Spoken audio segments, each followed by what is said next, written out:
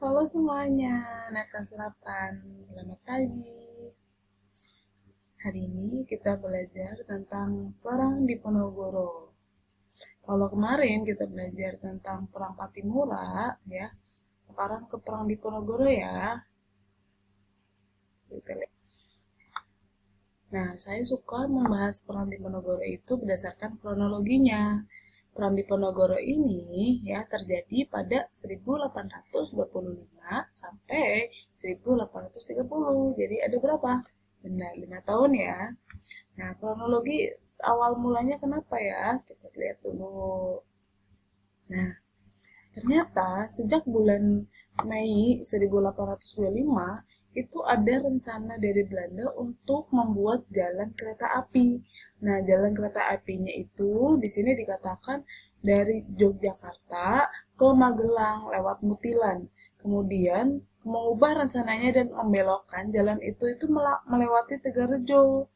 Nah, ternyata di daerah Tegarejo itu ada makam-makam leluhur dari Pangeran Diponegoro gitu ya. Jadi ke leluhurnya Diponegoro itu dimakamkan di Tegarjo. Nah, karena makam-makam ini melewati jalan yang akan dibuat oleh Belanda, akhirnya Pangeran Diponegoro itu marah gitu ya. Kemudian dari sejak itu dia memutuskan untuk mengangkat senjata melawan Belanda.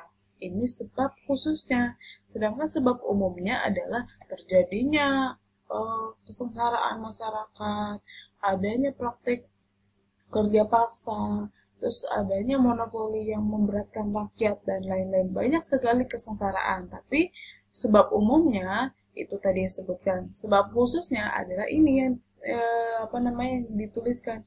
Jadi sebab umumnya adalah rencana Belanda untuk membuat jalan yang melewati makam leluhur Diponegoro. Nah, itu tadi Mei ya, sekarang di Juli. Julinya itu ya Belanda kemudian mengepung kediaman Pangeran Diponegoro, tetapi Belanda gagal karena Belanda Diponegoro sudah pergi sejak sebelum Belanda datang gitu ya. Dan Belanda itu membakar habis kediaman Diponegoro gitu. Nah, sebelumnya Pangeran Diponegoro itu pergi menyelamatkan diri ke arah barat menuju daerah Bekso ya, di daerah Kulon Progo ya, Kabupaten Kulon Progo. Lalu ke selatan sampai ke Gua Selarong. Gua ini nantinya kemudian menjadi basis eh, apa dari pasukan Diponegoro. Setelah penyerangan itu, dimulailah perang besar selama 5 tahun. Jadi sejak dari Juli itu, ya Mei Juli itu, kemudian 5 tahun lamanya terjadilah perang. Nah, nama perangnya adalah Perang Diponegoro atau lebih sering dikatakannya adalah Perang Jawa, karena hampir wilayah Jawa wilayah itu ya di Jawa itu menjadi basis pertahanan dari Diponegoro. Perjuangan Diponegoro ini juga dibantu oleh tokoh agamawan namanya Kiai Maja. Nah, 2 tahun setelahnya ya Belanda menyerang Diponegoro menggunakan sistem benteng sehingga Diponegoro terjepit. Jadi kalau Diponegoro menggunakan strategi gerilya, ya Diponegoro menggunakan strategi namanya gerilya. Jadi dia itu menguasai daerah-daerah di hutan gitu ya. Kemudian dia tiba-tiba melaksanakan penyerangan, jadi serangan secara tiba-tiba gitu ya, menggunakan strategi seperti itu ya. Nah, Belanda itu melawan Diponegoronya jika melakukan serangan seperti biasa dia akan kalah. Oleh karena itu ya dia atau Belanda ini melakukan sistem strategi lain, yaitu strategi benteng stelsel atau kalau bahasa Indonesianya adalah sistem benteng. Sehingga Belanda ini mendirikan benteng-benteng di dekat basis pertahanan Diponegoro. Karena dekat basis pertahanan Diponegoro, pasukan Diponegoro itu akhirnya terjepit gitu.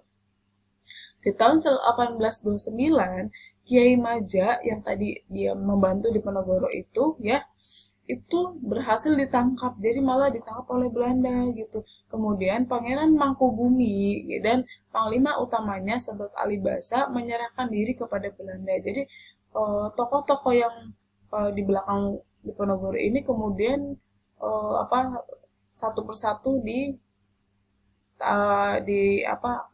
ditangkap oleh Belanda gitu.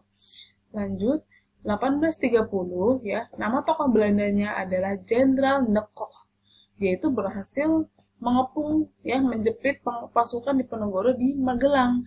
Nah, dari sana Diponegoro itu bersedia menyerahkan diri dengan syarat sisa anggotanya itu laskarnya harus dilepaskan. Jadi kronologi awal mula kenapa dia bisa menyerahkan, Diponegoro itu diundang oleh Jenderal De Kock untuk melakukan perundingan atau upaya diplomasi gitu ya. Perundingannya ini ya, awal mulanya ini adalah siasat Belanda untuk kemudian menangkap Diponegoro. Nah, Diponegoro datang ke tempat itu dan kemudian ditangkap. Jadi ini adalah siasat licik dari Belanda ya. Kemudian Diponegoro ditangkap dan diasingkan di Makassar hingga beliau wafat di Benteng Rotterdam pada 1855. Jadi 15 tahun, ya 25 tahun setelah penyerangannya. Kemudian perlawanan Diponegoro ini semakin meluas dan mampu menggerakkan kekuatan di seluruh Jawa, sehingga ini yang awal mula kenapa disebut sebagai Perang Jawa ya. Nah, ini Jenderal De Kock-nya, ini pimpinan Belanda gitu. Awal mulanya dia hanya menambah kekuatan bala tentara dan memasukkan pos-pos pertahanan, tapi kemudian dia melakukan strategi ya, namanya benteng stelsel, atau bahasa Indonesianya adalah sistem benteng. Ini lukisan pada saat Diponegoro itu ditangkap. Jadi ini Belanda, jadi awal mulanya Belanda itu melakukan siasat, melakukan perundingan gitu ya. Perundingan di tadi ya di Magelang ya. Itu kemudian ternyata malah siasat untuk Diponegoro itu ditangkap. Nah, ini pasukan Diponegoro yang ini ya. Ini Diponegoro. Ini Belandanya gitu.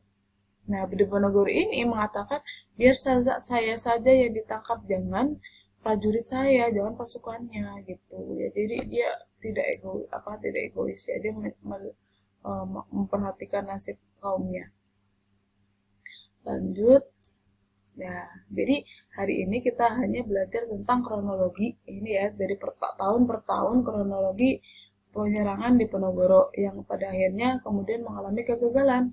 Tapi perang ini tuh sampai disebut Perang Jawa karena sangat sulit untuk menaklukkan Diponegoro, sehingga Belanda itu ganti strategi dari strategi 1, strategi 2, strategi 3, akhirnya di strategi yang terakhir yaitu benteng stelsel atau sistem benteng gitu ya.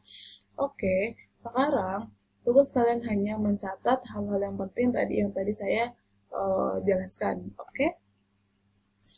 Terima kasih semuanya anak kelas 8. Selamat pagi.